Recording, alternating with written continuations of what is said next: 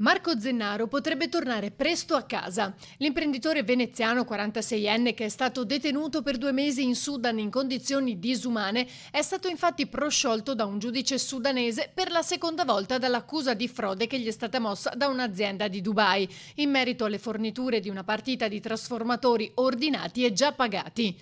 Questa sentenza respinge così al mittente le accuse e al contempo lascia poco spazio alle ragioni della ditta di Dubai, che ora avrà 7 giorni di tempo per fare appello prima che la sentenza passi in giudicato e sia archiviata definitivamente. La stessa sorte era accaduta con la prima accusa, quella che è costata la detenzione a Zennaro, rivoltagli da un fedelissimo delle milizie ribelli sudanesi. Secondo la sua tesi, i trasformatori che Zennaro aveva fornito non erano funzionanti.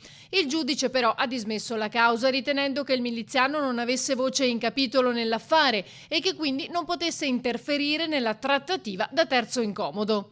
Zennaro, dopo 2 mesi trascorsi in uno stanzino del commissariato di polizia di Khartoum, e un carcere nazionale, ora vive in un hotel del posto insieme al padre, in attesa di lasciare il Sudan finché non saranno chiarite le sue posizioni.